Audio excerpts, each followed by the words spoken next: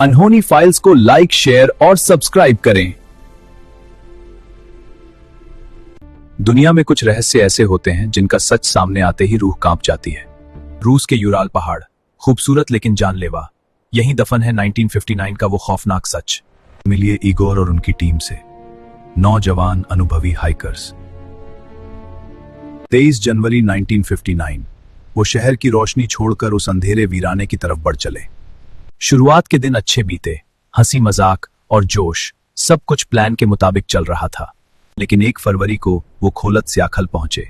स्थानीय भाषा में इसका मतलब है मौत का पहाड़। मौसम बिगड़ रहा था। उन्होंने वहीं ढलान पर अपना टेंट लगाने का गलत फैसला लिया। रात हुई, उन्होंने खाना खाया। वो नहीं जानते थे कि कुछ ही घंटों में उनके साथ क्या होने वाला है। जब वो तय तारीख पर नहीं लौटे तो एक टेलीग्राम ने सबकी नींद उड़ा दी। एक सर्च पार्टी भेजी गई। हफ्तों की तलाश के बाद उन्हें बर्फ में कुछ दिखाई दिया। वो उनका टेंट था, आधा बर्फ में दबा हुआ और पूरी तरह से खाली। जांच में पता चला कि टेंट को बाहर से नहीं बल्कि अंदर से काटा गया था। वो किस चीज से इतना डर गए थे कि उन्हें टेंट फाड़कर भागना पड़ा। टेंट से नीचे की तरफ पैरों के निशान थे, कुछ नंगे पैर, कुछ सिर्फ मोजों में। 1.5 किलोमीटर दूर एक देवदार के पेड़ के नीचे पहली 2 लाशें मिली। वो लगभग नंगे थे। पेड़ की ऊंची टहनियां टूटी हुई थीं। कोई जान बचाने के लिए ऊपर चढ़ा था। फिर इगोर मिला, टेंट की तरफ मुंह किए हुए, जैसे वो वापस जाने की कोशिश कर रहा हो। बाकी 4 लोगों को ढूंढने में 3 महीने लग गए। वो एक गहरी खाई में दबे मिले। उनकी हालत देखकर खोजने वाले भी सहम गए। पसलियां टूटी हुई, खोपड़ी में फ्रैक्चर, जैसे किसी कार एक्सीडेंट में होता है।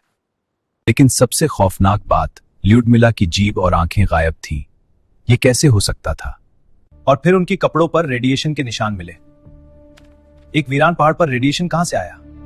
सबसे पहली थ्योरी, एक छोटा सा एवलांच जिसने टेंट को ढक दिया और वो डरकर भाग गए।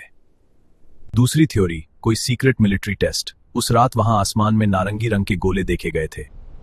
तीसरी थ्योरी, येटी या कोई अज्ञात हमलावर। ये धुंधली फोटो उनके अपने ही कैमरे से मिली थी।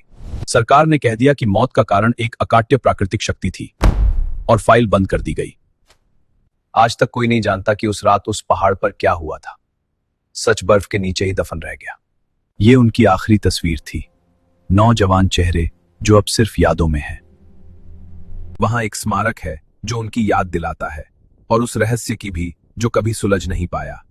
क्या डाइटलो पास का सच कभी सामने आएगा, या ये हमेशा एक रहस्य ही बना रहेगा?